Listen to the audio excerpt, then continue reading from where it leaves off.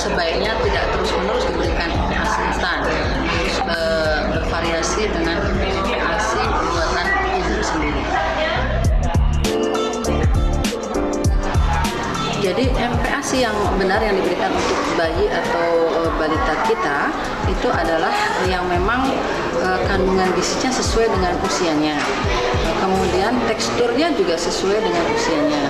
Kalau usia baru 6-7 bulan berarti makanannya harus memang yang MPASI yang lumayan. Kalau sudah usianya lebih tua lagi, misalnya 9 bulan, 10 bulan, sudah diberikan MPASI dalam bentuk biskuit seperti itu.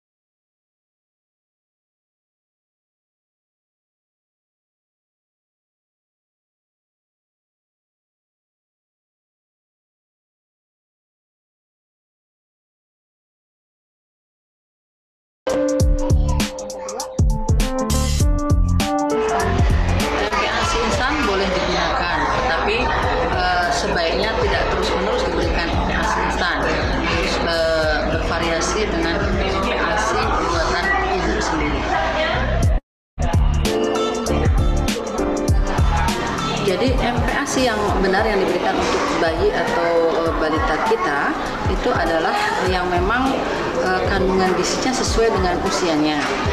Kemudian teksturnya juga sesuai dengan usianya. Kalau usia baru 6-7 bulan berarti makanannya harus memang yang MPASI yang lumat ya. Kalau sudah usianya lebih tua lagi, misalnya 9 bulan, 10 bulan, sudah diberikan MPASI dalam bentuk biskuit seperti itu.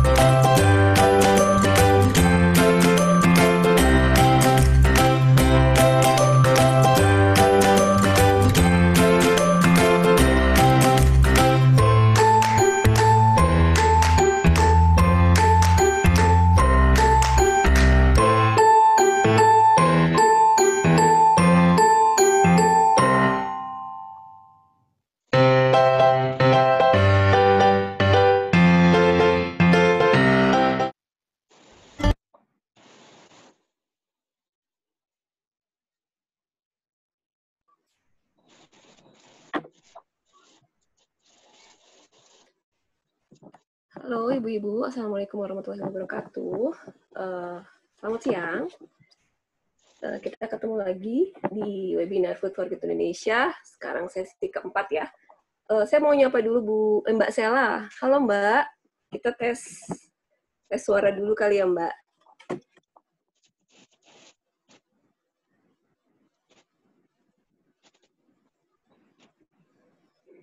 Halo Mbak Sela.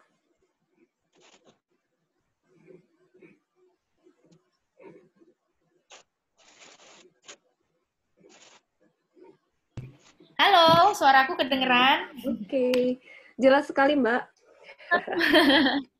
Maaf ya, aku baru putus acara yang sebelumnya. Waduh. Baru matiin. Tapi yang ini aku udah masuk. Oke. Assalamualaikum, Ibu-Ibu. Waalaikumsalam. Oke, aku buka dulu aja kali ya Mbak ya. Ya, terima kasih. Aman ya? Aman. Oke. Baik Ibu-Ibu, sambil menunggu yang lainnya, ini udah setengahnya nih yang masuk. Sudah ada 23 orang, kita ada sekitar hampir 50 ya, 48 orang yang ikut hari ini. Semoga yang lain juga cepetan bergabung. Oke, mungkin aku buka aja ya Ibu-Ibu ya, sudah juga. Halo Ibu-Ibu, apa kabar? Semoga kita dalam keadaan sehat ya. Semua kita dalam keadaan sehat walafiat di tengah kondisi saat ini.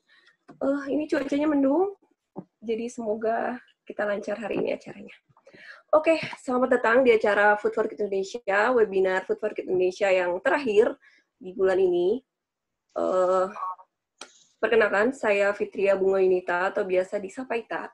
Saya redaktur pelaksana Food for Kids Indonesia dan akan menjadi host untuk webinar hari ini. Webinar kali ini berjudul GTM yang tak kunjung end di masa MPASI. Mungkin ini masalah yang kerap ya dialami sama ibu-ibu semua. Makanya ibu-ibu ikut webinar hari ini. Oke, saya ingatkan bagi yang mau bertanya nanti ibu bisa gunakan kolom chat di sesi Q&A nanti atau bisa juga bertanya langsung dengan menggunakan fitur raise hand ya. Oke.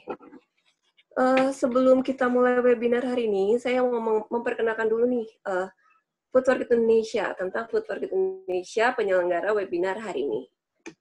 Oke. Baik, jadi kami Food for Kids Indonesia adalah sebuah media online. Next-nya, kami sebuah media online berisi informasi tentang pangan dan gizi untuk keluarga.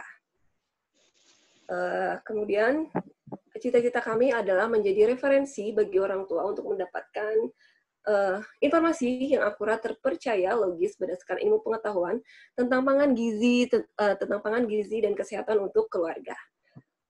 Next-nya, ibu-ibu bisa follow kami di Instagram @foodforkidsindonesia atau website kami di foodforkids.co.id dan like fanpage kami di Food for Kids.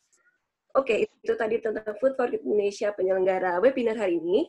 Tidak lupa, hari ini webinar kita didukung oleh Hometown Dairy, produsen susu murni pasteurisasi. Oke, mengenai webinar hari ini yaitu berjudul GTM ya Ibu-Ibu. Masalah GTM ini kayaknya nggak habis-habis ya. Karena itu saya invite Mbak Sela untuk hadir untuk melakukan GTM dan solusinya nanti seperti apa supaya anak tuh nggak GTM lagi. Oke.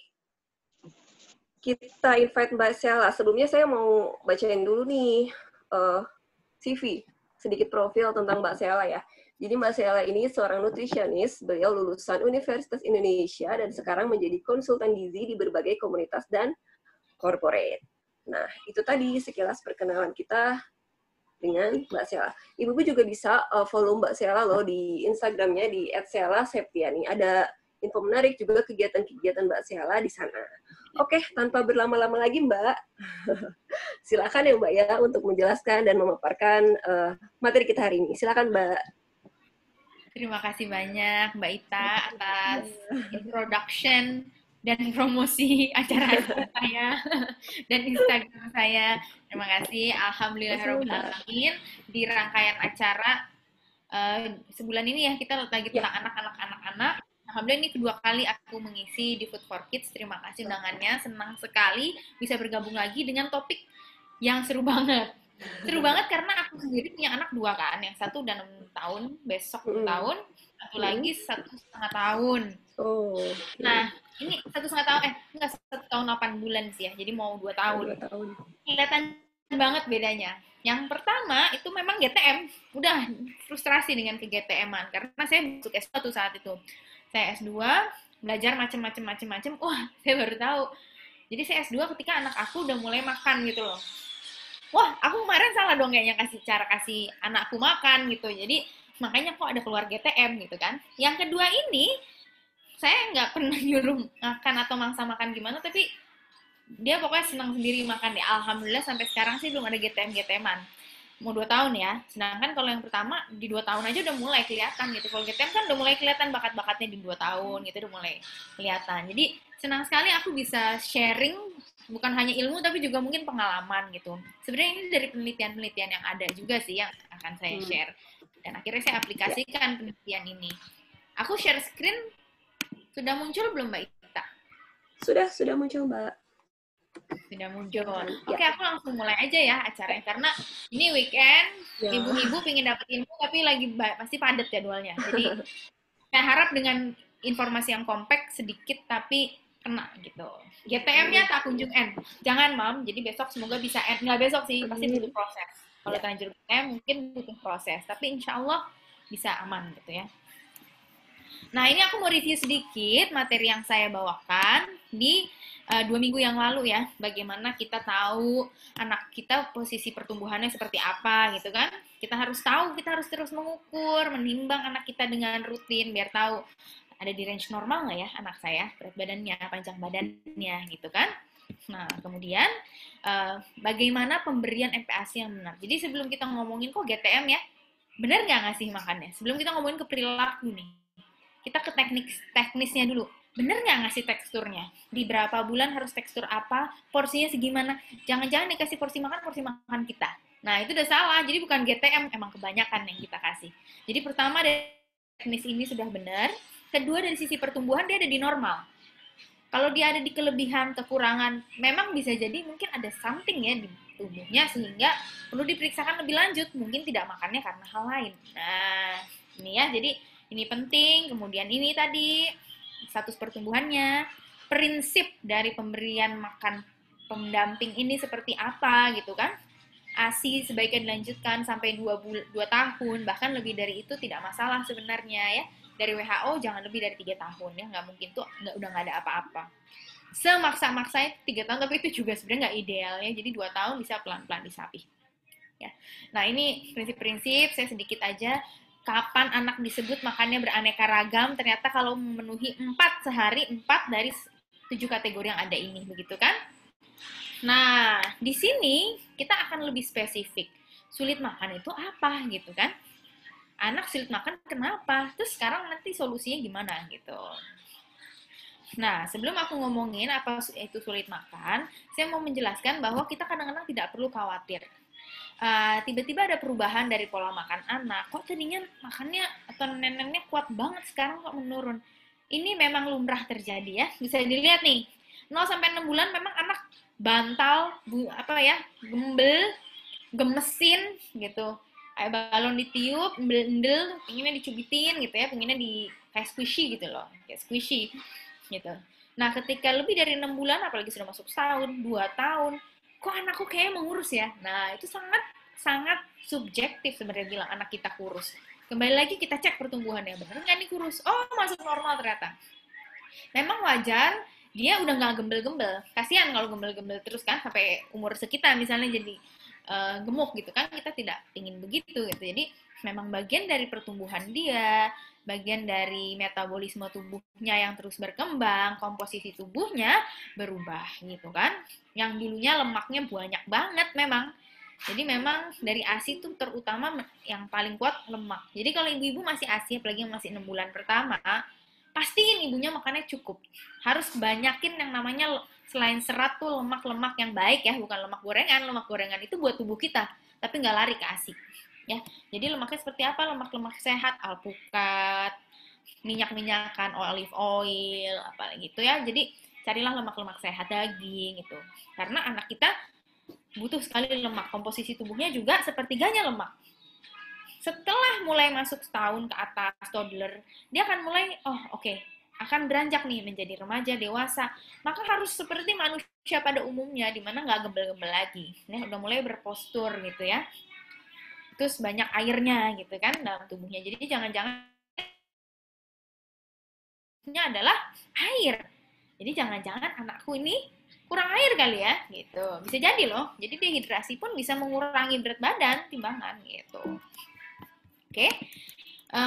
Tubuh dalam proses beradaptasi perubahan besar dari sisi komposisi tubuh ini, maka namanya ya dia juga manusia yang baru setahun 2 tahun hidup di dunia, banyak adaptasinya. Kita aja baru masuk kantor baru, kita masuk ke room ini aja butuh adaptasi kan.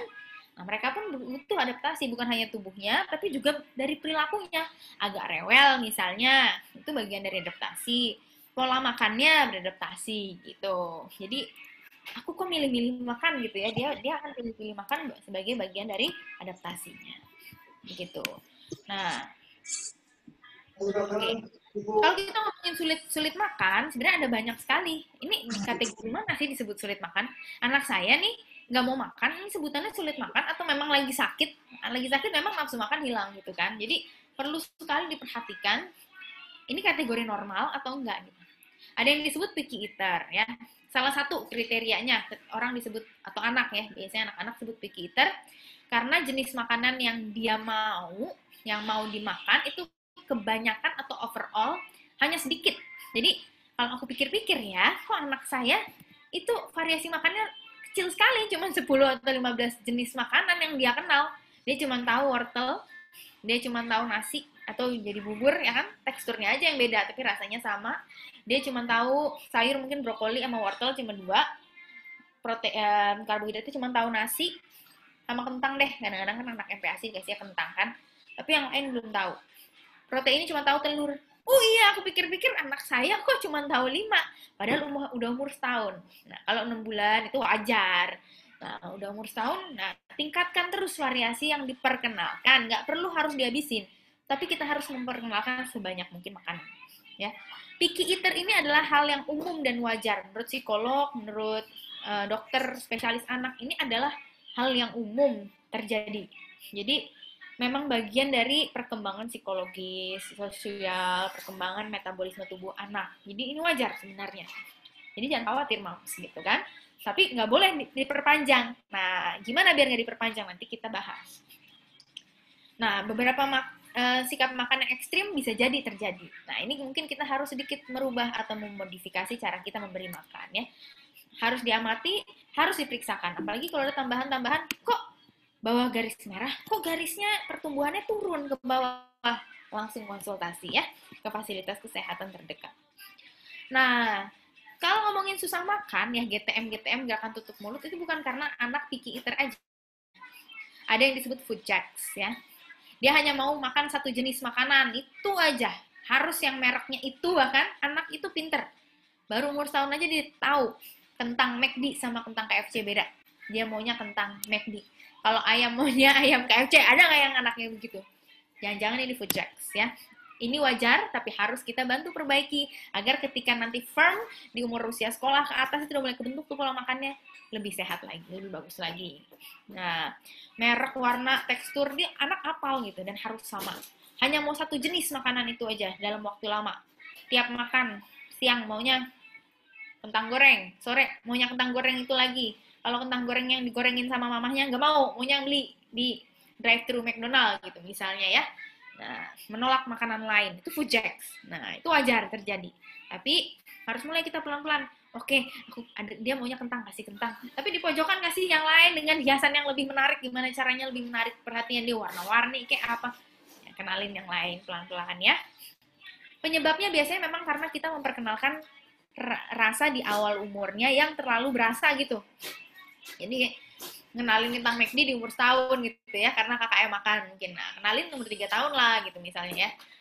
Terlalu tinggi gula, terlalu tinggi garam, donat yang terlalu manis, itu mungkin dia, oh ya itu lagi, karena itu sesuatu makanan enak yang dia tahu mungkin. Nah, itu jadi kita kurangin asupan-asupan makanan yang tinggi gula, garam ya. Food aversion ada lagi. Maunya hanya makanan-makanan tertentu gitu. jenis-jenis makanan lain yang nggak mau. Jadi food aversion ini sebenarnya sih picky eater tadi ya, memang lebih populer disebut picky eater. Ada fussy eater, anak yang makannya fusi-fusi. Apa tuh? Fussy eater tuh mau sih makan gitu, lebih banyak daripada picky eater pilihannya. Tapi cuma mau icip sekali, satu suap, terus nggak mau lagi nolak. Terus dia nunjuk, aku mau yang itu. Dia coba lagi, nggak mau lagi gitu. Jadi mau sih berani mencoba semua, tapi coba, habis itu yang kedua dilepeh gitu. Aku mau coba yang itu, ini nggak enak gitu. Dia makan, lepeh lagi. Jadi mau mencoba tapi tidak pernah habis, gitu kurang lebih. Menolak mencoba rasa-rasa baru. Jadi sebenarnya mencoba mau gitu, tapi habis itu dia tolak gitu. Fusi ya, makannya dikit-dikit tapi nggak dihabisin gitu. Nah ini perilaku sulit makan itu bisa jadi hal yang wajar. Tapi kalau disertai gangguan pertumbuhan, gangguan perkembangan, misalnya seharusnya sudah bisa berdiri di usia ini, tapi kok dia belum, misalnya segera langsung periksakan gitu. Ada lemas, kok kayaknya lemas terus, rewel terus, nggak bersemangat gitu ya. Ibu biasanya lebih tahu, instingnya lebih kuat. Kalau ada yang dirasa apa gitu, langsung saja cek lebih lanjut ya ke ahlinya gitu. Untuk pemeriksaan, karena kadang-kadang kayak gini butuh pemeriksaan darah, pemeriksaan langsung, dilihat langsung gitu kan. Kalau kita by Zoom begini kan ini hanya general, informasi general ya. Ketika dia dibarengi dengan gangguan pertumbuhan, misalnya tadi aku lihat sekilas, anak saya itu ada di garis bawahnya, misalnya minimal umur setahun itu ada di 11 kilo atau 10 kilo. Anak saya 8 kilo, wah agak mesti ngejar 2 kilo nih, jauh sekali sebenarnya, ini termasuk jauh gitu ya. Maka bisa jadi ini bukan gangguan makan biasa seperti yang tadi saya sebut sebagai bagian perkembangan perubahan tubuhnya. Bisa jadi bukan ya, kemungkinan besar bukan. Tapi bisa jadi ada infeksi tersembunyi. Infeksi tersembunyi bikin anak nggak mau makan. Semuanya jadi bikin dia enak, atau emang nafsu makan tidak ada. Hormon-hormon untuk menunjang dia pingin ada sinyal lapar, sinyal kenyang itu nggak rusak gitu. Ya nggak rusak sih, maksudnya terganggu begitu ya. Nah, apa aja yang paling sering terjadi? Bisa jadi defisiensi zat besi paling sering terjadi, atau anaknya anemia. Itu bikin dia tidak nafsu makan. Ada cacingan, itu tersembunyi banget. Anak tetap bisa kelihatan aktif dan lain-lain, tapi ada cacingan. Nah, cacingan itu katanya anak makan terus, tapi nggak gemuk-gemuk, enggak. Berarti dia bukan cacingan. Kalau cacingan itu nafsu makan hilang, ciri-cirinya ya. Jadi cacingan gitu. Anak saya sangat rutin diberi obat cacing, bisa jadi bukan. Yang lain mungkin infeksi TBC pada anak-anak, saking kuatnya tubuhnya, jarang kena sakit dan lain-lain, bisa jadi tidak terlihat, nggak ada batuk dan lain-lain gitu ya.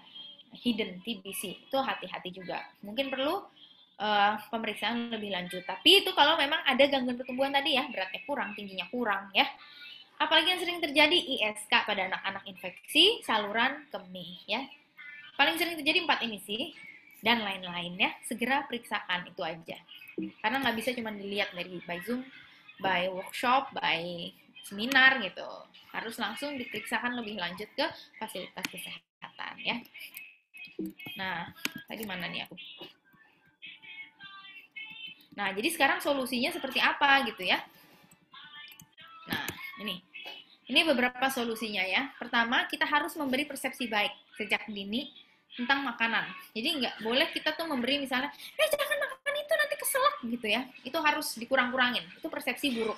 Jadi ketika dia lebih sering mendengarkan persepsi buruk tentang makanan, ternyata menurut psikolog, dia akan lebih takut untuk mencoba makanan. Jadi kayak, nanti ya cobanya ya, bulan depan ambil pelan-pelan makanannya, kacang misalnya ya, gitu. Terus kemudian, jangan makan ciki terus ya, nanti kamu batuk gitu, atau makan sirup gitu. Itu kan harus dibatasi, itu tinggi gula loh, gula itu bahaya. Jadi memberi persepsinya harus yang benar gitu. Jangan cuma bilang jangan, tapi nggak jelas kenapa. Nanti dia jangan ke semua makanan. Nah, itu persepsi baik tentang makanan. Kedua, kita harus terus konsisten gitu ya. Istiqomah gitu ya, walaupun anaknya nolak lagi, tapi terus kita berusaha memperkenalkan aneka ragam makanan sehat. Poinnya selanjutnya, yang ketiga adalah kita nggak boleh maksa. Nah, ini maksa bahaya. Traumatis tuh mungkin terjadi, tapi short term traumatik sih, bukan yang berkepanjangan gitu ya. Tapi kan short term kan bikin dia 2-3 tahun ke depan jadi makannya susah, repot kita kan, gitu kan. Nah, jadi nggak memaksa, tapi kita cari cara-cara yang lebih menyenangkan dalam mengajak makan. Kalau ada jenis makanan baru yang ingin dikenalkan, jangan langsung porsi besar. Misalnya, dia udah sering makan brokoli, sudah sering makan wortel, yang belum apa ya, misalnya ya, kamu belum pernah makan apa nih, ada anak saya, terong misalnya belum pernah makan. Jangan langsung dikenalin satu biji gitu loh, besar sekali, tapi seiprit dulu. Agar mengenalkan rasa, oke hari ini seiprit, besok agak banyakan deh. Kita akan lihat, oh dia suka nggak ya, akan lebih berani. Minum air jangan dibiasain ada warna-warnanya, kecuali susu ya. Susu itu beda, itu bukan air, dia sebenarnya sumber protein kan. Nah, cairan itu air putih gitu. Jangan ada warna, karena ada warna biasa ada rasa. Teh, sedari dini. Nah, itu belakangan aja nanti perkenalkannya. Setelah balita misalnya umur 3 tahun ke atas, 2 tahun gitu. Setelah MPASI lah gitu. Jadi sebisa mungkin minum, karena minum pun bisa memberi dia, oh ini yang namanya rasa manis. Nah, itu dia akan jadi picky selanjutnya. Makanan tinggi garam, tinggi gula dikurangin. Snacking dan cemilan itu harus ya di umur perkembangan sampai selama masa MPASI ya. Kita 3 kali makan besarnya, 2 kali cemilannya, jadi 5 kali makan. Pilihlah cemilan yang padat gizi gitu. Jadi bukan ngasal aja cemilan, yang penting ngemil. Padat gizi, biskuit lumayan padat gizi ya. Kemudian apalagi susu padat gizi gitu kan. Kemudian apalagi puding gitu. Jadi jangan asal ngasih. Misalnya snack-snack, makanan ringan yang kayaknya nilai kalorinya nggak ada tapi bikin dia kenyang gitu. Itu bahaya ya. Jadi harus dipikirkan juga snack saya apa ya. Gitu. Jadwal makan kita biasakan ada aturannya, jadi nggak sembarangan makan, tapi tetap responsif ya. Artinya anaknya laparnya di jam-jam 1 nih. Kita punya jadwal jam 12 harus makan. Oke, cuman selisih 1 jam silahkan gitu. Jadwal makan fleksibel tapi punya batasan jam-jamnya. Nah, ini tips yang penting juga. Samakan waktu makan dengan keluarga. Ternyata dengan dia melihat keluarga makan, dia akan lebih semangat loh untuk makan. Nah, memang masalah saya juga nih, waktu saya anak pertama, saya nggak ada waktu, padat banget, sehingga kita nggak makan bareng. Jadi anak aku makan dulu aja. Nah, yang penting dia disuapin dulu. Nanti saya baru ada waktu saya baru makan. Jadi dia nggak pernah melihat contoh orang makan yang menikmati makanannya, yang makannya lahap itu seperti apa, nggak pernah. Langsung aja didudukin terus dia sendirian makan. Nah, itu mungkin sering kali kita terjadi ya. Dudukin di baby chair, suap. Dia nggak pernah ada gambaran nikmatnya makan tuh gimana. Ketika bersama keluarga sambil ketawa-ketawa, nah itu yang adiknya, karena udah ada kakaknya kali ya, jadi lebih rame. Kakak, saya, suami, plus ini pandemi. Saya ngasih makan di masa pandemi, suami WFH, work from home. Nah, duduklah kita rame-rame, ada yang ikut ketawa-ketawa, padahal dia nggak ngerti apa yang kita omongin, sambil terus lep makan terus. Beda sekali. Jadi benar si riset ini. Ya, ini penelitian-penelitian yang ada. Oke, penelitian ini ratusan penelitian ya yang ada terkait dengan eating behavior atau perilaku makan anak di usia dini. Itu menunjukkan ternyata kegiatan hands-on ya. Nih, kegiatan hands-on atau hands-on itu maksudnya melibatkan praktik langsung. Jadi tangannya itu diikut sertakan dalam kegiatan tersebut selalu ternyata lebih efektif untuk mengajak anak makan sehat, untuk mengajak anak semangat makan, lahap makannya, dibandingkan hanya dengan pemberitahuan informasi. Atau kalau anaknya lebih tua, lebih besar usianya, diedukasi gitu ya. Nah, makanan ini tuh gini-gini, ya itu bagus sih memberikan informasi, edukasi. Tapi ternyata yang hands-on tuh apa? Finger food misalnya. Dia pegang langsung, taruh, ini juga pada adiknya anak saya, anakku yang nomor 2.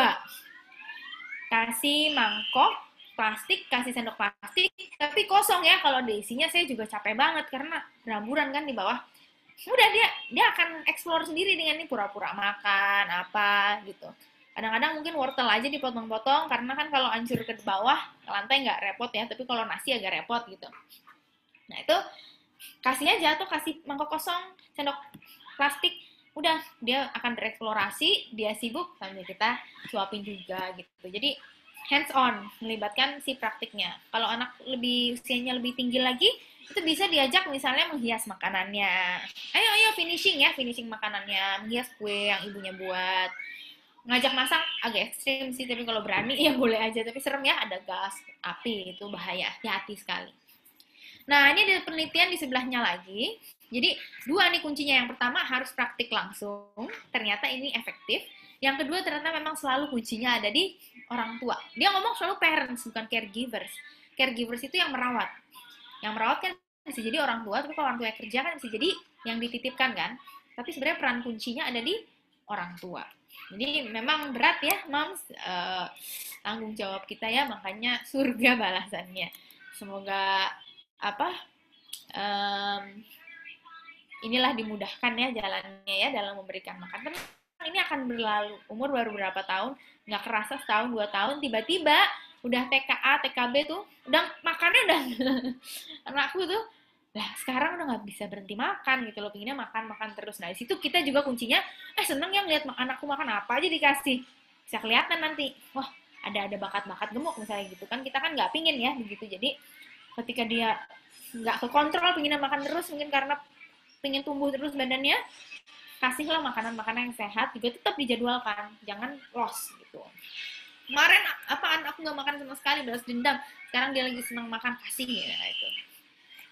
Ini juga penting sekali ya, banyak sekali riset-riset, teori-teori yang menyebutkan role model penting yang tadi aku sharing, kita makannya duduk sama keluarga. Nah kalau nggak pandemi begini ya, cuman mamanya doang, bapaknya mana nih? Harusnya sekarang mungkin bapaknya bisa lebih sering ada kali ya, tapi yang penting ada contoh, entah dari kakaknya, entah dari ibu, entah dari siapapun orang yang ada di rumah, itu menunjukkan makan sehat seperti apa, menunjukkan makan nikmat seperti apa, dia akan mengikuti. Jadi penting ya role model ini nih. Jadi kakak dan adik nih, walaupun berbeda warna kulit ini ya. Seperti 2 sesi yang sebelumnya juga, saya ingin mengingatkan lagi, jadi ini penting sekali, jadi ada di 2 slide materi saya sebelumnya, yang ini juga ada. Berikan makan dengan kasih sayang ya, penting. Kalau ada yang ikut sesi saya sebelumnya, saya akan mengulang kembali kalau ada penelitian, bukan penelitian, eksperimen ya, social eksperimen. 2 anak, 2 ibu, makan yang dikasih sama persis, habisnya sama persis. Misalnya sama-sama pagi dikasih bubur, siang dikasih nasi sup, malam dikasih nasi sup lagi misalnya ya, dengan selingan misalnya air jeruk, perasan jeruk, kemudian alpukat misalnya gitu ya, sama persis dikasih, terus menerus seperti itu. Ketika dilihat beberapa tahun, bulan kemudian, kok yang satu lebih gemuk, yang satu enggak, padahal yang dimakan sama persis gitu.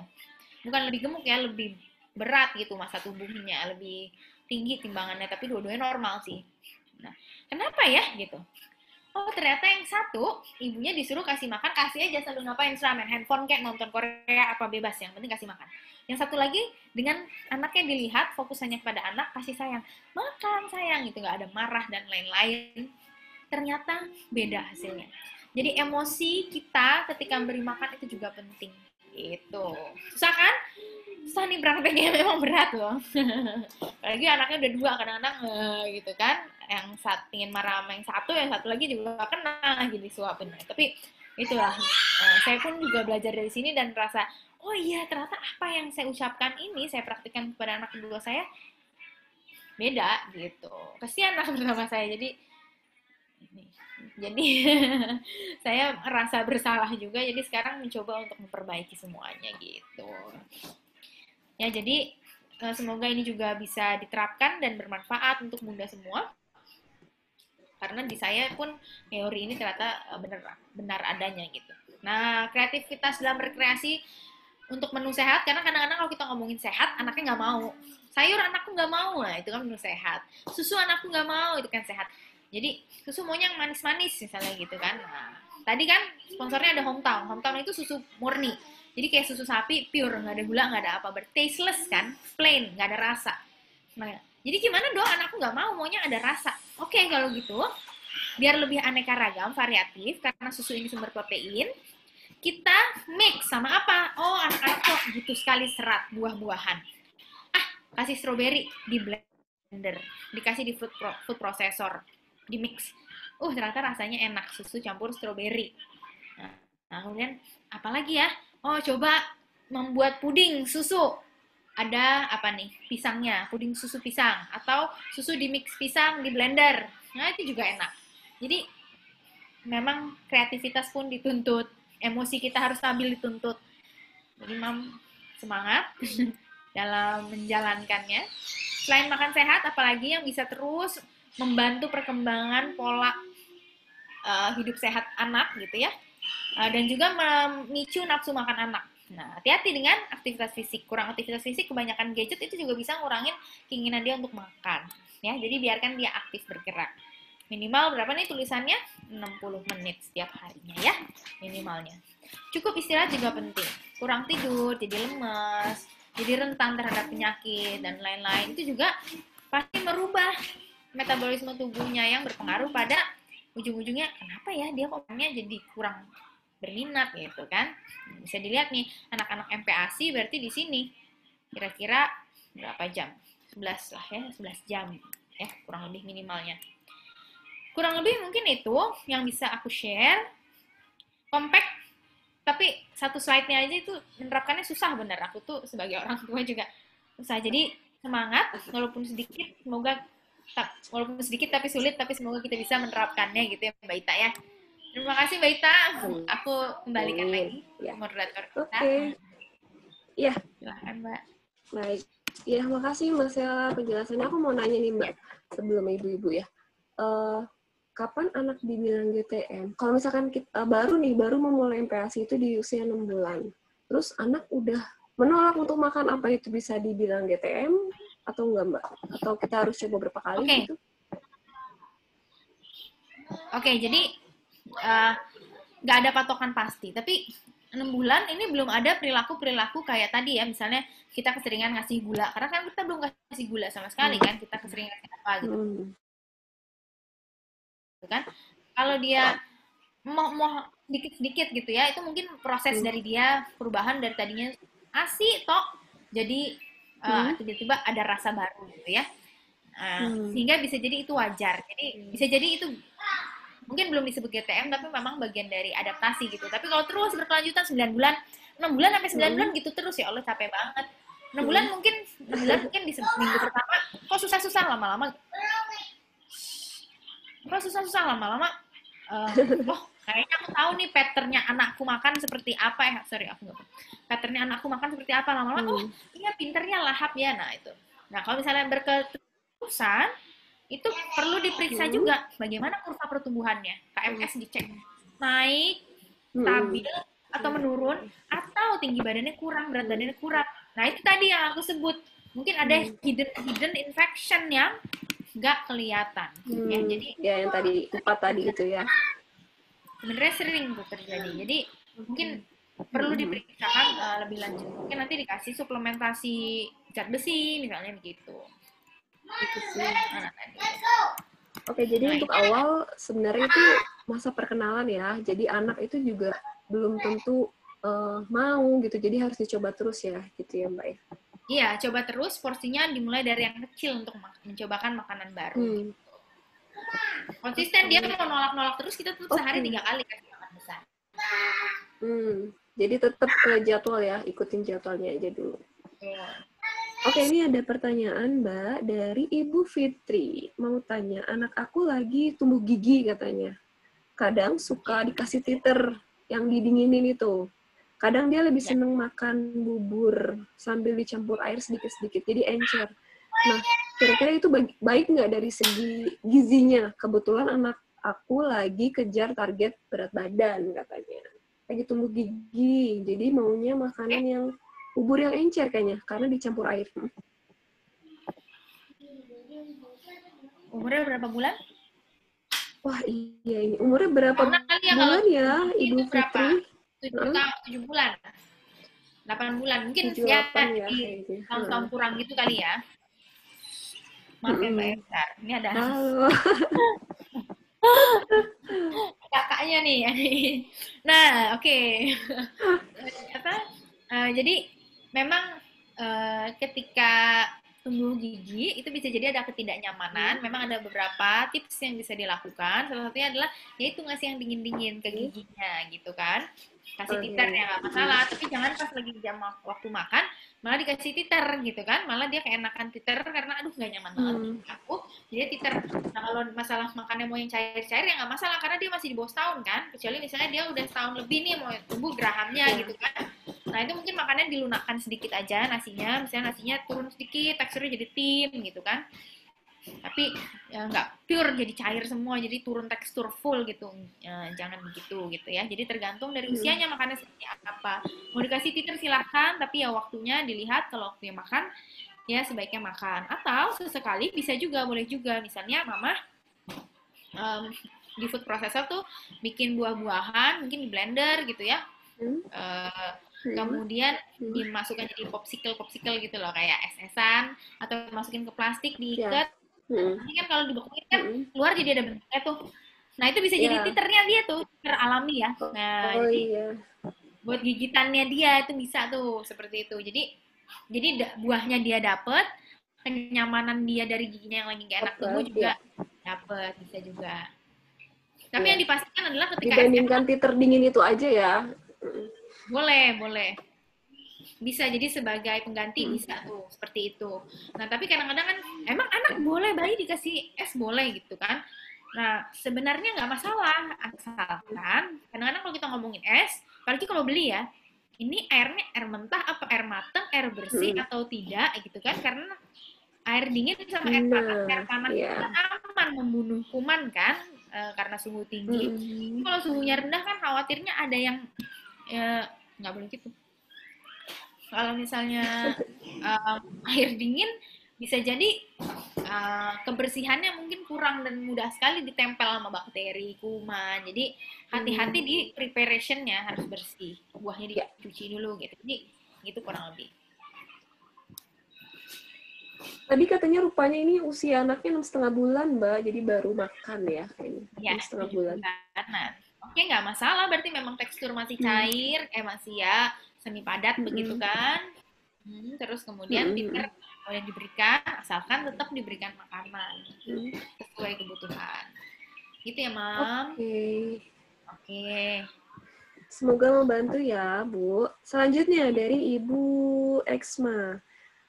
Jadi anaknya ini usianya 10 bulan, habis sakit lama. Ternyata kemarin ada alergi debu, jadi pileknya berminggu-minggu, makannya jadi berkurang katanya. Bebe turun lumayan banyak, alhamdulillah kemarin sudah perlahan membaik. Tapi nafsu makannya masih belum bisa banyak nih, belum ideal. Makan juga belum sesuai dengan usianya, baik porsi dan frekuensinya. Nah, bagaimana komposisi makanan yang tepat nih, Mbak, untuk pemulihan anak pasca sakit? Makro atau mikronutriennya apa aja yang harus dimaksimalkan katanya. Terus pertanyaan kedua, kalau terlanjur pernah kenal dengan makanan manis dan rasanya kuat, jadi milih-milih anaknya. Nah, cara ngembaliinnya ke jalur yang benar tuh gimana? Supaya anak tuh lupa kayaknya ya dengan rasa-rasa itu. Begitu pertanyaannya, Mbak. Silakan. Mam Eksma, jadi pertama kalau ditanya komposisi makan untuk pasca sakit, ini perlu dilihat. Kan tadi ada BB-nya turun. BB turun apakah sampai di bawah garis atau tidak? Nah, kalau misalnya ternyata itu masih normal, alhamdulillah, masih di range normal. Nah, itu syukur alhamdulillah nggak apa-apa. Karena memang kadang-kadang anak, balita, kalau sakit itu ada penurunan berat badan. Naikinnya setengah mati ya, Mam ya. Aku juga pernah, anakku dulu turun berat badan, terus naikin habis-habisan, apapun cara. Harus mencari makanan-makanan yang padat gizi, itu yang pasti ya, padat gizi. Dengan jumlah yang sedikit, kalorinya itu bisa banyak yang disumbang, nah itu penting. Ya terpaksa salah satunya adalah susu, ya kan, udah pasti. Telur itu juga cukup tinggi gitu ya, padat. Minyak lagi. Nah, jadi perlu diperhatikan apakah anaknya turun tapi masih di range normal atau di bawah. Kalau di bawah itu ada tata laksana khusus. Ya, harus ada pemberian makanan tambahan, kalorinya harus ditingkatkan perlahan sampai bisa mengejar berat badannya. Bahkan harus dihitung mili-milinya. Yang penting kejar di karena 10 bulan usianya ya. Nah, tapi kalau normal itu memang normal dan wajar. Yang penting masih di range normal. Dia turun berat badan. Tata laksana utamanya itu atau tadi pemberian makan pasca pemulihannya adalah yang diberikan oleh WHO. Rekomendasinya adalah fokus dulu di pemenuhan cairan. Tadi kan lihat ya foto yang aku kirim tuh tentang cairan tubuh anak. Mana tadi? Anak itu 70% tubuhnya cairan. Ketika dia sakit apalagi ada demamnya, itu kan keluar terus keringat kan, habis demam, keringetan, itu airnya berkurang. Jadi bisa jadi berat tubuhnya itu turun karena air yang berkurang. Jadi yang kunci utamanya adalah cairan harus cukup. Nah, apa aja biasanya? Susu, kemudian air putih itu harus cukup gitu ya. Kadang-kadang yang terpaksa karena nafsu makannya kurang tapi dia suka teh manis gitu ya. Boleh misalnya diberikan, tapi 10 bulan bisa ya, kalau setahun ke atas boleh. 10 bulan sebenarnya boleh sih, tapi saya sendiri tidak terlalu merekomendasikan karena ada kafein ya gitu. Apa aja deh air yang kira-kira yang bisa memenuhi cairan tubuhnya? Apalagi air buat anak ini, apalagi gitu kan? Kuah sayur. Makannya tetap sama seperti anak gitu. Yaitu aku udah share di dua sesi lalu. Terus di sesi pertama kalau nggak salah ada juga tuh prinsip-prinsip pemberian makan, itu udah lengkap banget. Udah makannya kayak gitu, jadi makannya normal aja, sama aja, tapi cairan dikejar. Karena ini bisa jadi penurunan berat badan karena cairan yang berkurang gitu. Makro mikronutrien itu semua harus dipenuhi. Tapi kalau kita ngomongin imunitas spesifik, apa aja sih yang kuncinya imunitas tuh untuk zat gizi yang berhubungan? Vitamin A untuk anak-anak, apalagi vitamin A, vitamin C, vitamin E, ada zinc ya. Kemudian makanan-makanan yang ada prebiotik probiotiknya gitu. Susu, yogurt itu, susu pun bukan hanya yogurt, itu sebenarnya udah ada prebiotik probiotik. Serat-serat makanan semua buah, semua sayur itu pasti prebiotik gitu. Jadi seratnya harus cukup nih, airnya harus cukup, yang lainnya makanan seimbang. Kalau terlanjur dia udah pernah makan makanan manis gimana gitu ya, coba ya kita ingat. Pernah nggak Mams ingat waktu umur 2 tahun itu ngapain aja? Kalau umur ya mungkin kita suruh inget-inget umur 10 tahun, umur 9 tahun mungkin ingat.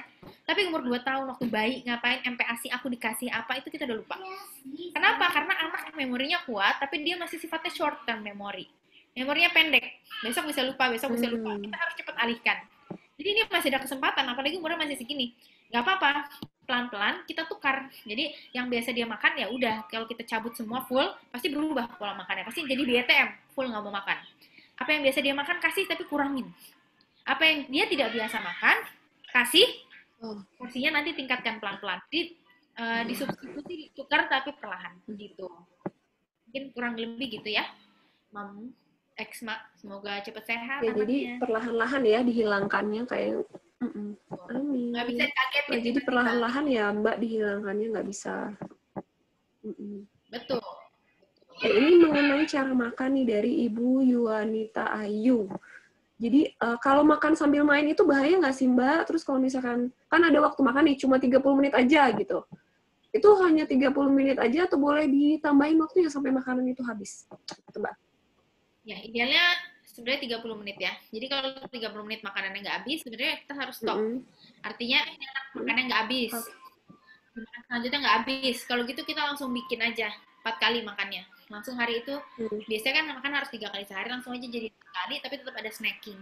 Gitu. Jadi memang sebaiknya sih di 30 menit gitu ya. Ya plus minus lah 35 menit, 40 menit oke lah. Gitu. Tapi biasanya udah metabolisme sempurna 30 menit. Habis itu kita jeda 2 jam untuk 3 jam, kasih lagi deh makanan. Atau sisanya kita lanjutin nanti, dijeda dulu.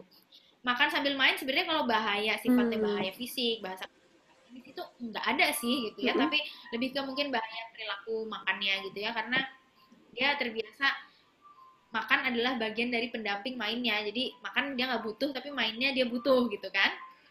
Jadi memang sebaiknya makan itu makan aja gitu, makan sama keluarga gitu. Aku juga susah sih dalam artian makan sama keluarga tuh. Rata-rata memang kita pasti nyuapin anak dulu, anak selesai beres baru kita gitu kan. Atau kita dulu beresin baru anak, jadi misah-misah.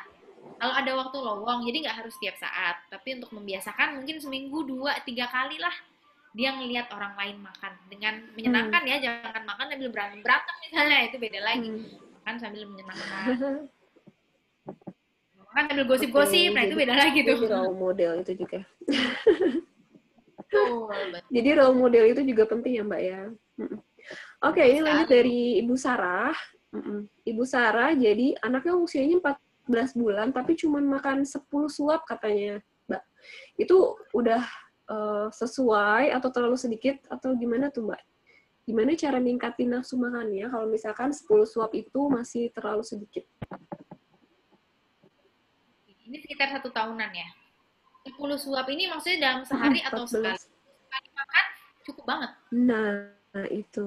Kalau sekali makan, Bu, Kalau sekali makan tapi ya. kalau untuk ya, kalau sehari full 10 suap, bingung juga. Maksudnya nasinya aja atau gimana? Nggak apa-apa juga sih kalau memang seharian itu cuma 10 suap nasi, saya ngomongin nasi ya. Nah, tapi dibarengi dengan yang lain. Saya nasi ada tahunya, kan, tahu lembek, nasi pakai tempe. Nah, itu kan nggak termasuk suapannya misalnya ya.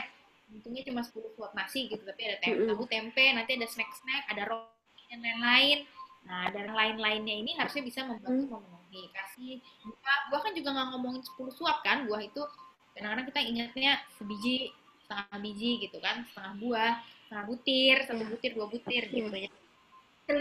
Asal lengkap dengan yang lain seimbang tidak masalah. 10 suap tuh aman, kita orang dewasa sekali makan itu 23 suap. Umur kita berapa kali lipat dari umur anak umur setahun. Hampir setengahnya ya. Iya, itu udah setengah. Oke, berarti tadi katanya memang 10 suap sekali makan, Mbak. Aman sih seharusnya, Mam. Berarti Mam tinggal lengkapin aja. Aman ya. Dari porsi cukup, tapi pastikan variasinya ada ya. Jadi ada proteinnya, ada ikan gitu kan, atau ayam, atau tempe tahu. Bukan hanya nasi tok. Dan ada selingan-selingan lainnya. Gitu. Oke, semoga membantu ya, Bu, tadi. Kemudian next-nya dari Ibu Putri. Jadi katanya dia tuh anaknya lebih happy kalau makan sendiri, Dok. Mbak. Lebih happy kalau makan sendiri. Tapi banyak makanan yang kebuang, jadi BB-nya naiknya sedikit katanya. Nah, ada solusinya nggak sih kalau misalkan anak mau makan sendiri, tapi supaya asupannya juga terpenuhi itu gimana ya, Mbak? Oke. Jadi kalau ini nggak ada hal yang sifatnya teknis ya. Maksudnya kalau ditanya anak saya umur 9 bulan makannya harus banyak apa? Saya bisa jawab berdasarkan teori. Menurut teori 9 bulan 250 mili makan bla bla bla gitu kan. Nah, sifatnya sudah mulai tim gitu kan. Nah, tapi ini pertanyaan sifatnya sangat perilaku.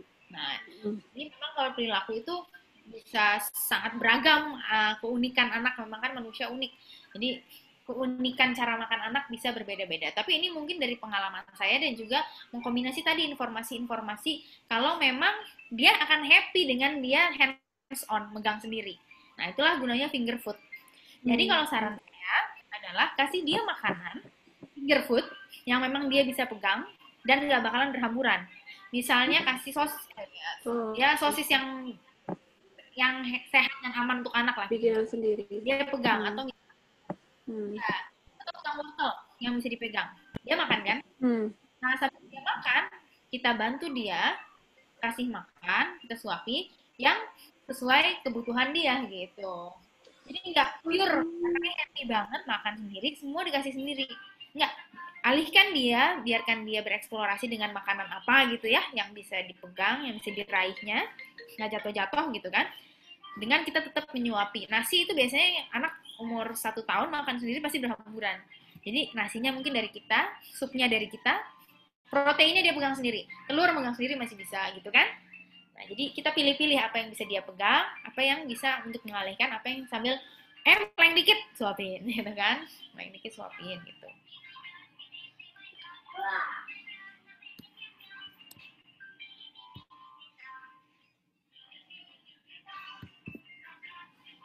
Halo Mbak Ita. Ibu-ibu, saya keluar ya? Suara saya kedengeran nggak? Kedengeran. Kayaknya sinyalnya Mbak nih. Ini yang mati Mbak Ita apa saya ya? Mbak Ita kayaknya Mbak. Maaf ini saya backup dulu ya. Boleh, kalau begitu aku lanjutin ya jawabnya. Lanjut aja. Semoga Mbak Putri tadi. Kayaknya ini ada pertanyaan dari Mahadewi nih Mbak. Yang ini Mahadewi dari Denpasar. Yang umur usia 7,5 bulan. Jadi, ya aku coba jawab ya. Ya Mbak, silakan. Anaknya GTM. Yes. Terima kasih Mbak Andang. Nah, anaknya GTM lebih dari sebulan nih. Sudah menolak makan sebulan ya. Di umur 7,5 bulan. Nggak tertarik makanan, nggak lapar. Nah, trauma ya. memang traumatis bisa menyebabkan anak jadi nggak mau makan. Tapi biasanya tergantung, traumatis itu cukup spesifik. Kalau lagi makan dimarahin, nah itu bisa trauma. Tapi kalau dia nggak lagi makan dimarahin, harusnya sih nggak ada hubungannya gitu ya. Jadi sempat dimarahinnya tergantung nih, apa karena lagi main gitu ya, kebanyakan main handphone, enggak deh kalau anak 7,5 bulan kayak gitu ya. Maksudnya suka ditegur karena kebanyakan main handphone. Nah jadi aseng. Nah, mohon maaf. Nah, jadi apakah ada hubungannya dengan waktu dia makan atau enggak? Itu bisa perlahan lagi kembali lagi seperti tadi, bahwa anak-anak memorinya tuh masih bisa mudah untuk berubah-ubah gitu kan. Mereka mudah memaafkan ibaratnya ya. Jadi cepet kalau hari ini mungkin tersinggung atau jadi trauma, bisa cepat berubahnya. Asal kita mau bertindak, yaitu tadi teksturnya harus tepat dulu pertama sebagai dasar, porsinya jangan kebanyakan, kita mulai porsi yang kecil-kecil dulu, cari cara-cara menarik gimana dia mau makan, gitu kan. Jadi ya itu, dia kasih lihat dia bagaimana kita makan dengan menikmati. Mungkin yang tadinya marahin saat dia makan, tunjukin dia, bapaknya misalnya, papanya makan sambil enjoy, seneng gitu. Jadi, oh ternyata makan itu nggak traumatis ini, dia akan perlahan-lahan mulai kembali lagi. Mungkin itu bisa dicoba ya. Nah, tapi kalau terus terjadi dan ini dirasa ekstrim, periksakan aja. Jangan khawatir, periksakan. Apalagi kalau misalnya berat badannya turun gitu ya, itu patut diperiksakan. Karena mungkin aja ternyata ada infeksi yang tersembunyi tadi, itu perlu gitu ya. Bagaimana cara menyuapi dengan sendok yang benar? Ya sendoknya harus sendok yang cukup di ukuran mulut anak pastinya ya. Sendok anak-anak. Kemudian yang BPA free, yang aman, memang SMI lah ibaratnya ya, yang memang aman untuk anak-anak, tidak mengandung bahan-bahan kimia gitu kan. Lalu kasih aja, disuapin aja gitu. Mata kita kalau bisa menatap anaknya sejak gitu. Kurang lebih itu, Mama Dewi. Mohon maaf tadi saya sempat menghilang sinyalnya. Oke, lanjut ya Mbak, dari Ibu Rahma nih. Anak saya 10 bulan, batuk pilek, makannya dikit banget, lebih sering ngemil tempe atau lauk-lauk aja. Makan nasi sedikit sekali. Apakah itu nggak apa-apa, katanya? Oke, ini ibunya bagus banget nih, menyiasati bikin martabak-martabakan, isinya lengkap, ada udang, wortel, parut, nenek. Oh, tapi nggak mau ya dia ya. Oke. 10 bulan ngasih martabak. Nah, ini hati-hati. Karena dia umur yang makan benar-benar full padat. Kalau bisa di tim. Di yang menuju padat, tapi jangan padat-padat banget gitu. Jadi, kalau bikin martabak pun ya mungkin gimana caranya lebih lunak. Mungkin daripada martabak, kita bisa coba lumpia. Lumpia yang kulitnya lebih soft gitu kan, isinya juga makanan-makanan yang soft. Udang cukup soft saya rasa kalau dihancurin. Udang dihancurin, keju, ini udah enak menunya. Makasih idenya nih, idenya bagus banget. Nah, tapi daripada martabak kita mungkin bisa coba pakai crepes luarnya yang lembek, atau tadi lumpia gitu kan. Mungkin lebih mau kita coba lagi nanti ya, karena 10 bulan sudah boleh finger foods ya. Oke, batuk pilek ya, semoga aja dapat sehatnya. Ngemil tempe itu sehat banget gitu kan, lauk-lauk. Nah, kalau dibilang makan nasinya sedikit, nah hati-hati, kembali lagi kalau kita ngomongin anak butuh karbohidrat, itu bukan berarti dia butuh nasi. Dia butuh karbohidrat, sumbernya tuh banyak sekali. Dia makan singkong kita rebusin, kan itu lembek tuh ya, enak loh. Kita kasih mentega, mentega itu kalorinya tinggi. Olesinlah mentega, olesinlah butter gitu.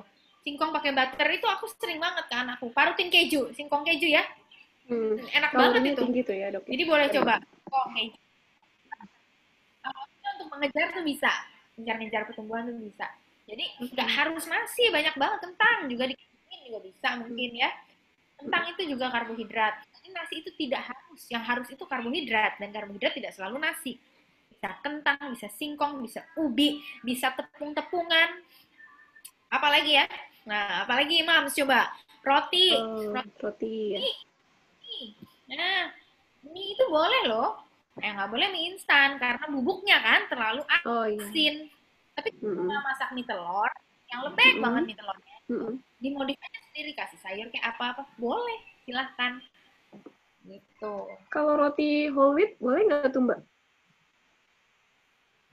Tergantung ya usianya berapa. 11 bulan mungkin udah bisa boleh coba diberikan, karena kan kadang-kadang teksturnya agak lebih keras, takutnya keselak. Yeah. Bisa juga disiasati dengan dicelup ke susu. Tadi kreasi dengan susu itu juga bisa. Celup ke susu, susunya bisa kalorinya tinggi. Terus si rotinya sendiri adalah sumber karbohidrat. Jadi anak nggak mau nasi hangat.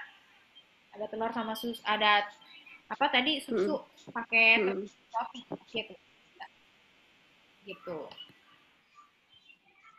Oke. Ini Mbak El. Ini tadi kayaknya kelewat nih dari Ibu Nurul.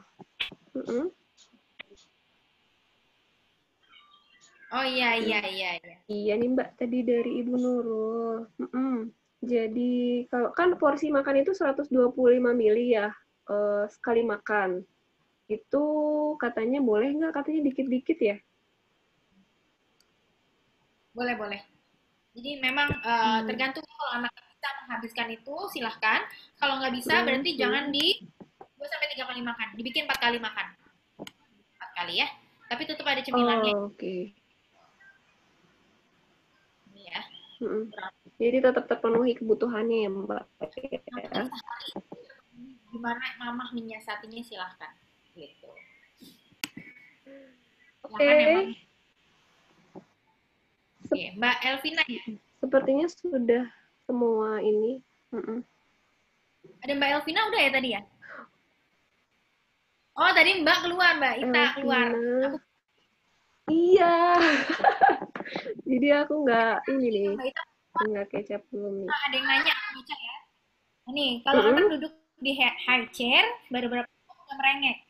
Apa boleh kita ambil mainan atau kita turun ke high chair? Ya, kalau aku juga sendiri begitu sih. Jadi, nggak apa-apa, maksudnya tadi makan nggak boleh sambil main tuh maksudnya makan sambil main bola. Yang ekstrim lah, maksudnya yang full itu dimain gitu. Misalnya anak makan sambil main mobil-mobilan yang dia lari-lari kemana-mana mobil-mobil gitu kan. Tapi kalau di high chair, untuk membuat dia betah, kita taruh main justru juga sifatnya menstimulasi motorik dia gitu ya. Misalnya main piano-pianoan gitu kayak gini. Kalau anak aku begini nih, kebetulan saya lagi di kamar anak saya, kayak warna kuning. Nah ini, misalnya kayak gini, taruh aja kan banyak pencetannya tuh, dia akan apa ya? Agak sibuk, tapi dikit-dikit kita panggil dia, makan, kita pandang. Nah jadi dia tahu, oh aku tuh lagi makan. Nih, dia sambil seru gitu. Ada kayak gini nggak apa-apa, bukan berarti makan nggak boleh sambil main tuh, maksudnya tuh sambil lari-lari, main di track. Kalau aku yang cowok tuh punya track Hot Wheels panjang atau kereta-keretaan misalnya, ngikutin, jadi kita ngikutin dia. Nah itu sebaiknya dihindari. Itu kalau udah di chair aman, piano makan. Nah sedikit minta dia lirik kita, jadi dia tahu, atau lirik makanannya, jadi dia tahu saya sebenarnya makan. Gitu. Jadi tetap ada interaksi juga ya, Mbak ya? Tetap ya, jadi boleh aja ada pengalih gitu, tapi terakhir. Kalau enggak ya Mama semuanya nggak boleh, kita bisa gila lah ya Mama. Semua nggak boleh, harus kok. Emangnya robot apa enggak lah, boleh silahkan. Jadi ya senyamannya lah, mau 4 kali makan boleh tadi kan. Boleh nggak 125 ml, nggak sekali silahkan. Mau kasih ada mainan di mejanya silahkan. Ini ada lagi Mbak Ariantika ya? Tadi kayaknya ada dari Bu Arintika ya? Iya, saya nggak ada chatnya Mbak. Oh iya. Oke, maaf ini cuma mau disuapin.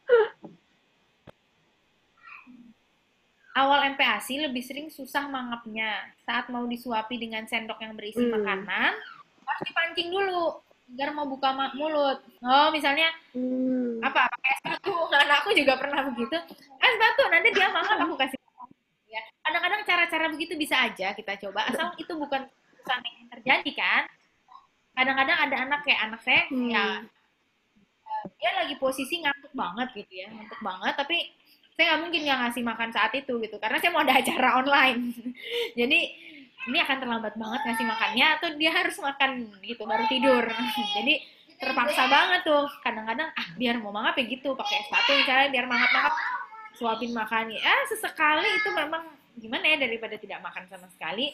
Kita manusia biasa juga nggak masalah, asal bukan masalah di anaknya sama sekali tidak mau makan, menolak makan, sehari bisa nggak makan, nah itu baru masalah. Jadi GTM pun anak tidak menolak makan pun itu ternyata kan hal yang wajar. Jadi hal-hal seperti itu nggak apa-apa, Mam, sebenarnya ya. Nggak terus-terusan terjadi gitu, kondisi khusus aja lah gitu. Oh, BB-nya turun. Tetap dipantau juga kali ya, Mbak, BB-nya turun. Namun BB-nya turun. Terkesan tidak tertarik dengan makanannya. Oh, ya mungkin cara-cara yang tadi, tips-tips yang aku udah berikan mungkin bisa kita coba dulu ya. Ketika dicoba kemudian masih nggak ada hasilnya, langsung aja dibawa ke fasilitas kesehatan. Karena di sini ada BB turun. BB turun pun dilihat masih di range normal atau udah di bawahnya. Kalau di bawahnya langsung aja dibawa gitu. Ya, jadi beberapa hal ini mungkin bisa kita coba dulu nih yang ini. Airnya jangan kasih warna ya, airnya jangan warna-warni, jangan teh. Perkenalkan lagi kita seperti mengulang memberi makan dari yang kecil dan lain-lain. Ini kita cobalah, jadwalnya kita rutinin gitu, semoga ada perubahan gitu. Mungkin itu dulu. Ini juga ada yang share nih, Ibu Rika. Baby saya 6 bulan, awal MPASI menolak, tapi menjelang 7 bulan ini baru mau makan katanya. Ya, itu memang di awal menolak. Tapi masih tepungan. Nah, kalau bisa kita mengawali jangan dari yang tepung gitu ya. Karena nama kategorinya adalah refined sugar. Tepung ini bukan benar-benar tepung. Tepung ini bukan makanan yang benar-benar full alami. Artinya nggak ada tumbuhan yang tumbuhnya itu bentuknya kayak tepung ya. Jadi dia refined, sudah diproses gitu kan. Seperti halnya susu pasti lebih bagus karena tidak diproses sama sekali gitu kan. Tapi nggak bisa diberikan di anak umur di bawah setahun ya. Kemudian nggak bisa dikasih kalau untuk susu murni sterilisasi. Tapi setelah itu bisa dicoba gitu kan. Nah, ya dari tadi ya 6 bulan 7 bulan. Nah, kalau boleh nanti kita mulai ubah lagi. Kita kenalkan dulu sugar yang benar-benar nasi. Nasi itu kan padi, itu keluarnya beras kan. Jadi dia nggak ada proses lagi. Memang itu aja yang dimasak. Kenalin itu. Kentang itu kan tumbuhnya memang bentuknya begitu kan. Jadi bukan kita kenalin French fries dulu atau kentang goreng, kentang frozen. Kita kenalin kentangnya langsung dulu. Gitu. Jadi kalau bisa kenalkan dulu makanan-makanan yang pure alami, nanti baru pelan-pelan dia udah kenal taste banyak nih. Aku kenalin deh beberapa makanan proses gitu. Misalnya sosis udah mulai dikenalin gitu kan. Makanan proses. Selain daging cincang misalnya kan, daging cincang itu full alami gitu. Kali ya, Mam ya, mungkin bisa dicoba. Jadi kayaknya sudah semua nih, Mbak, pertanyaannya. Oh ya. Sepertinya sudah semua dan waktu juga sudah menunjukkan jam 3 sore. Jadi sudah kita akhiri saja untuk sesi tanya jawab kali ini ya. Oke, Ibu, sebelum halo, siapa namanya, Mbak? Namanya siapa? Halo. Kana. Halo, Kana. Oh, cewek cowok ya berarti ya? Cowok-cewek ya? Terutama cowok. Saya nggak punya pengasuh, saya megang anak sendiri. Makanya kerja konsultan yang freelance lah, waktu saya bisa diatur. Kemudian ini weekend, ternyata saya lihat rumah ibu saya kosong. Adik saya dan suaminya semua lagi pergi. Ibu saya pun lagi pergi. Nggak bisa dititip gitu kan. Biasanya aku suka tiba-tiba nitip gitu. Iya. Giginya copot. Dia harus ke dokter gigi tiba-tiba. Jadi aku sama anak-anak aja, untungnya mereka pada angkat. Wah, sampai akhir nih. Dia aja keju-kejuan, pegang sendiri udah. Oh gitu. Ini mau nenen nih kayaknya. Oh, oke. Oke, Ibu, sebelum Mbak Sialanya off cam dulu, kita on camin dulu ya. Kita mau foto bareng dulu nih. Kita foto sebentar. Kita on cam sebentar, Ibu-ibu. Ibu Titin, Ibu Sarah, Ibu Ima, Ibu Rika, Ibu Fitri. Yuk kita on cam dulu, Ibu Rahma, Ibu Nurul. Oh, ada yang lagi di jalan. Ibu Aulia, Ibu Ina. Wah, hebat. Sedang di jalan. Lebih lagi kan? Iya, hebat nih. Punya anak dua begini, nggak tahu ada yang sambil di jalan nih. Ini udah lagi. Jangan begitu. Nggak apa-apa, kamu sendiri aja. Aduh, ya ampun. Oke, kita mulai aja kali ya, Ibu-ibu. Oke, 1, 2, 3. Kita 2 kali shoot ya. Saya ambil foto 2 kali. Bentar. 1 lagi. 1, 2, 3. Oke. Makasih, Sela. No GTM ya habis ini ya. Semoga yang mengalami GTM anaknya segera mau makan ya. Pasti berlalu kok, Bu. Pasti berlalu. Amin. Pasti berlalu. Oke, baik. Oke, terima kasih Mbak Sela atas waktunya ya. Makasih banyak. Kita mau lanjut lagi. Silakan kalau mau off cam atau mau stand juga boleh. Aku off cam. Silakan. Baik. Assalamualaikum warahmatullahi wabarakatuh. Maaf kalau ada kurang. Sama-sama Mbak. Waalaikumsalam. Bye-bye. Sampai ketemu lagi ya Mbak. Sampai ketemu lagi Mbak. Ya. Oke Ibu-Ibu, sebelum kita lanjut ya. Sebelum saya tutup, saya mau minta kesediaan Ibu-Ibu dulu nih mau untuk mengisi survei. Jadi kita mengadakan survei. Jadi ini linknya. Jadi silakan diketik ya bit.ly/survei210. Setelah mengisi jangan ditutup dulu nanti karena nanti akan ada link untuk download materi di situ. Jadi nanti setelah mengisi, jadi submit, nanti di situ ada tulisan terima kasih Anda telah mengisi, di situ ada link untuk mengunduh materi. Nanti Ibu klik aja untuk mengunduh materi hari ini ya. Testimoni, masukan, kritik, dan saran Ibu semua sangat bermanfaat untuk kami untuk kemajuan acara Food for Indonesia yang akan datang. Oke.